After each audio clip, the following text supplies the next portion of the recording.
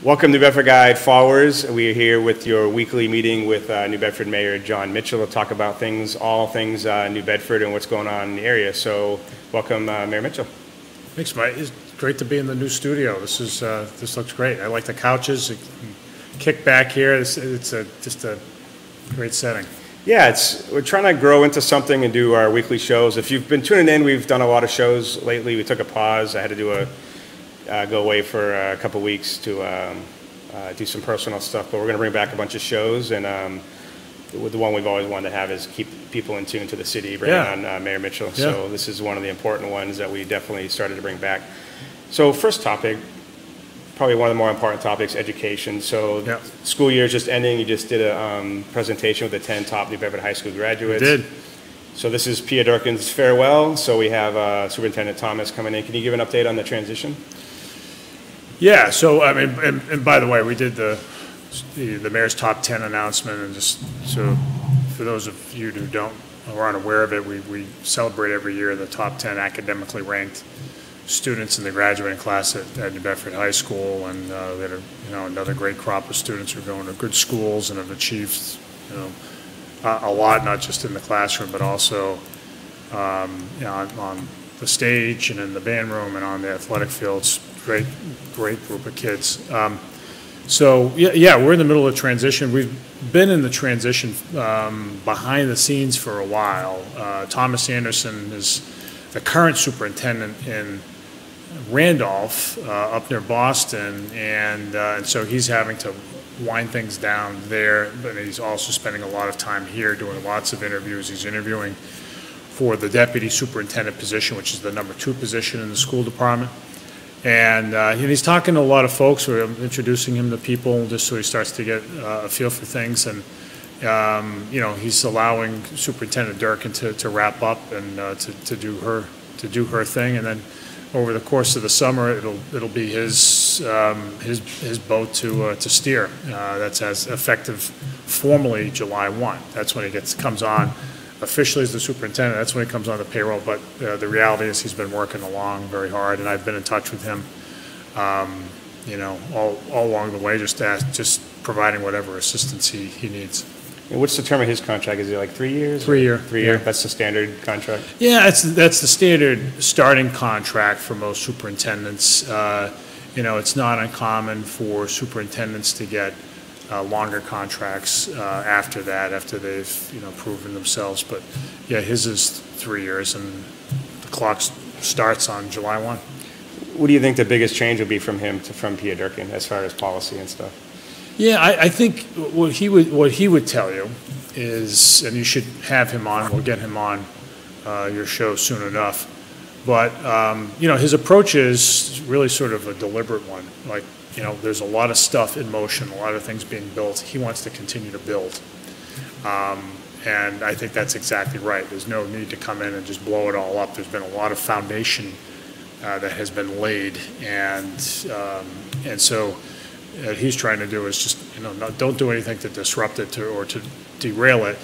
Do those things that, as he gets settled in, figures out that he can do the build on the progress. So that's what he'll do. I think he's, by disposition, he's a very even-keeled guy. He's very relatable. He listens really well. He's very deliberate. So I think he has the right style for somebody, for the kind of superintendent we want, which is somebody who knows his stuff, but also wants to hear everybody's point of view, and that's good. So we're here live with New Bedford Mayor John Mitchell. If you have a question, go ahead and post it in the comments, and we'll ask the mayor. Earlier I posted something, we had a question. I'll jump to that. Montero Marissa asked, she'd like to hear about ideas from many people here in the city that can't speak English, that are here legally, but have limited resources like English classes and job search. What kind of, I know we have the Immigration Assistance Center. Is that the #1 place you would refer someone to? It is. The Immigrants Assistance Center, which is run by Helena Hughes, has been in place for about 40 years now, and it's really effective in getting people plugged into the kinds of services, the kinds of opportunities they need to move forward as new immigrants. It doesn't matter where you're from or what language you speak, they work really well. So that would, they're located in the South End in the former Thompson Street School, right on the corner of Thompson Street and Crapo Streets. And people should just call them up, stop in, whatever. But that's a really solid outfit, and I would commend that to anybody. Yeah, and I would recommend too, if people don't know this, but you can read New Bedford Guide in about 50 languages. No kidding. And I have it set defaulted on the bottom right. It hits translate, Portuguese, Spanish, and French, because that's what the people in New Bedford mostly speak. But you can read it in any language, pretty much Google will translate it into. So people don't know that. I try to push it out there. Portuguese community, if you have like an older grandmother that speaks English very well, she can read New Bedford Guide all day long in Portuguese or Spanish or French, or like I said, any other language. No kidding, I didn't realize that. Definitely say that. Yet another service you provide, Mike. Yeah, we're the only one in the area that does that. So I'll transition that question into the announcement this week. San Times did a great article on Golem School, and they have 50 kindergartners will spend half of their day learning all of their subjects in English, the other half learning all their subjects in Spanish with separate teachers. They will switch in the middle of the school day. How did this program come about, and is it something that's just like a test, or is it something that's going to be concrete? Well, it's the first time it's happened here. These two-way English immersion programs, as they're called, have been around around the country for a long time, and people find that, or educators find that they facilitate language acquisition by both sides, by native English speakers and native Spanish speakers. And so, there are some parents who would like to have that opportunity for their kids. I mean, personally, I think I would have loved to have been in a class like that to pick up another language. And look, if it's all by choice. If a parent doesn't want his or her kid in a program like that, if there's a preference instead for a more traditional classroom setting, that's the parent's option. So, we put it out there, and it turns out that it's already very well subscribed. 50 people signed up for it, 50 families signed up for it, and we'll see how it works. So if someone has someone in kindergarten next year, they could go look into this and sign up? Yeah. What do they just talk to the part of their... Well, it's at the Golem School, so they should just talk to the principal or to the guidance counselor, and that's as simple as that. And you'll be shocked to hear this, that there was negative comments on social media about it. I'm sure you're shocked about that, right? I'm shocked that there were negative comments on social media. I don't know that anyone could benefit their kid even more than speaking English and Spanish in America, especially with the demographic shifting by 2030. Yeah, I have to say, I'm envious of anybody who can speak more than one language. Yeah, your kid's gonna be better off if they can speak fluently Spanish and English in 12 years when they graduate high school. Yeah. It's going to be a better thing. Yeah. No, I think it's a good service, and if parents want it, it's there. If you don't want it, then that's okay too. You don't have to do it. So we had some terrible news this week. Peaches, the opossum at the zoo, Buttonwood Park Zoo, passed away this week. But loved animal by all the kids that showed up over there. Kind of brings a segue is I've heard rumor and heard information out there that the zoo potentially is looking into privatization. Is that something you know about, or what's going to happen with the future? Yeah, no, I think it's being explored, and it has to be. So, we are in the minority of municipal zoos around the country, in that our zoo is wholly municipally controlled. Zoos historically in the United States, by and large, were municipal agencies. And starting about 25 years or so ago, as the number of zoos started to see tightening finances and an inability to keep up with the demands of running a zoo professionally, started to privatize. And so a very somewhat local example of that is the Roger Williams Zoo. That has been partially privatized for, I'm going to say 20 years, maybe back to the 90s, and there's an arrangement between the city of Providence in that case and the Roger Williams Zoo, the nonprofit that promotes the zoo, to run the thing for an annual allotment from the city. And the zoos that have gone that way have all done very well, almost universally. So Roger Williams has been very successful. I think that's a thriving zoo. Our zoo's terrific, but we also know that if we want to take it to the next level, if we also want to make sure that we're, using taxpayer dollars efficiently, we have to, take a hard look at the route that so many other zoos around the United States have taken. So, yes, there is truth to the rumor, but no decisions have been made. We'll see what it all looks like, at the end. So we got a few questions. Teresa Terry Mello asked, can city-owned vacant lots be fenced off if loitering is becoming a residential issue? I'm not sure what location. If you see if on a vacant city lot, you see people loitering around, just let the police know. I mean, don't hesitate. Just give the police a call. And then Jennifer, she has a little bit of a comment here. In the scope of city issues, this might not be major, but we need to address dogs and leash laws in the city. I'm a new dog owner, and my daughter is often walking a new dog and being approached by others out there pets are not leashed. In my neighborhood, the beach, I do not want issue to arise where my daughter is now out in a situation, someone else's dog attacking ours. Can we please do something more about this? So this is another issue, just call the police if someone's has a dog running without a leash? Oh yeah. I haven't, actually, I did see that once down by the beaches recently. I haven't seen a lot of that personally, and I haven't heard of it being an issue nowadays, but it may well be, and if people encounter something like that, they should tell the owner on the spot, can you put your dog on the leash? But, if this is something that you think the police should be addressing, then go ahead and call the police. Okay. And we put signs up in our parks about, leashing dogs and such, and so not everybody follows the rules. We'd ask people to do that because those rules are there for a reason. So there's an issue with the city and the animal control officer with Forever Paws. So I guess we have a 2-year contract now with Forever Paws. There was a small protest at the City Hall on Saturday. Brian Harrington and a few others were there. So the question is the city doing is the city and Forever Paws doing enough to push out the animals that are missing? And now I'm the New Bedford pet detective. We've helped bring home about 1,000 dogs and cats, so I know we big on part on this. Do you call yourself that? I don't call myself that, but we do run the page called the Pet Detective. About 10,000 people. If we get a lost dog, we put it up there. Usually within. No, I know you guys have been effective. I just know whether you called yourself the Pet Detective. New Bedford Pet Detective. A little. It works. Interesting story on that is New Bedford guy. We used to share so many, sometimes 5 a day. Yeah. So we thought we'd make a side page, and it's kind of where we put most of the lost dogs. Yeah. So the complaint is that there's an app out there, but nothing's being posted on the city's website. Do you know if that's being handled or?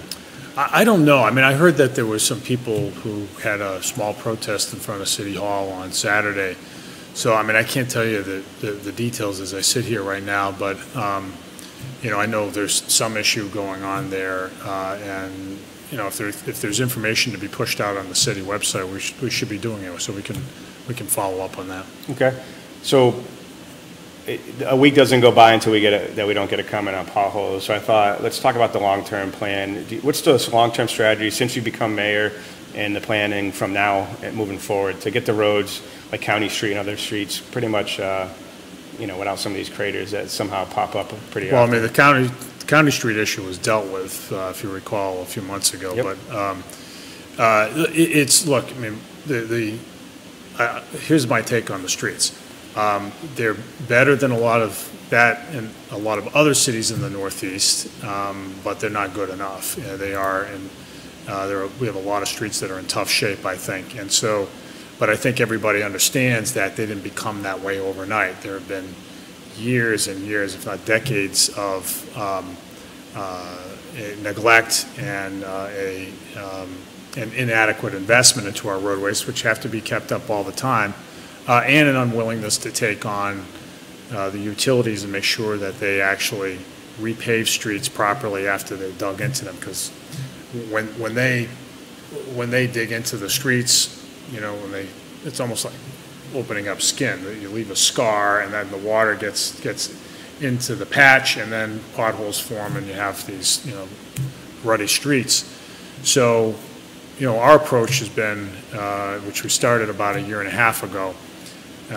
Which is to, at long last, devote consistent city funding to repaving roadways. We have relied on state funding for many years. The state gives us, under the so-called Chapter 90 program, a little over $2 million a year which is not nearly enough for us to take care of not nearly all the roadway. I don't think that gets us maybe a little over a mile's worth of repairs in a city that has over 300 miles of roadway. So we've added another $1.6 million into that a year. The City Council just passed it. We're going to continue to fund that until we get to a point where, people will say, and this will eventually happen, people will say, yeah, the city's streets are in good shape. We're also holding Eversource accountable for, any dereliction in their duty to repave streets properly. Again, we've seen lots of streets that have fallen apart because, they haven't gone back and repaved them the right way. That's changed entirely. We apply a much higher level of scrutiny to all of their work around the city. So I think that's going to pay off in the long run. When they repave, we just started this new program where instead of allowing them to repave, they pay us the cash equivalent, and then we'll do it because we can do it more cheaply and effectively, frankly. So that's another big thing that we're doing as well. There are other programs that we have in place. The state TIP program we get money from, so that's like the Coggeshall Street project, the Route 18 project on the south end. Those are more roadways that are getting done. There are a handful of other projects, but all this, what this adds up to, Mike, is this. We've got a lot of work to do. The roadways have slid into disrepair over a long period of time. It'll take some time for us to get them back in the kind of condition that I think people expect and deserve. But we are done, as a policy, we're done ignoring the problem. The city of New Bedford has a program in place now to make our streets the way they should be. It'll take some time before people see things very, very different, but we'll get there. Is there an update on the Union Street when that's going to be done? We have some. Yeah, that'll be done in the next. Well, it'll be largely done in the next few months, and then the top layer won't be put on until next spring. And the reason for that's this: under current practice, the thing that contractors now do is to allow the road to settle over a winter, right? And once it does that, they'll put the so-called binder over the top of it, so that cracking is cut down, and so you don't have as many repairs in the long run. So we'll do the final question. Gina Mora asks, will something be done about smoking marijuana in public now that it's legalized? I've seen it in parks. There are small children, and I'm sick of smelling it everywhere I go. Yeah, I think so that'll be part of the rules when we address zoning marijuana as well. I mean, there'll be places where you can't smoke. If you can't smoke on a cigarette on the school ground, obviously you can't smoke a joint either. So, all the rules that apply to smoking generally apply. So we don't have smoking in public parks either. So there's another thing that so we can enforce it on those rules also against marijuana usage. Okay, if we got other questions, we'll get to those next week. As always, post them in the comments, and we'll get to them as we have time. So thanks for your time, Mayor Mitchell. Yeah, thanks, Mike. Appreciate it. Thank you.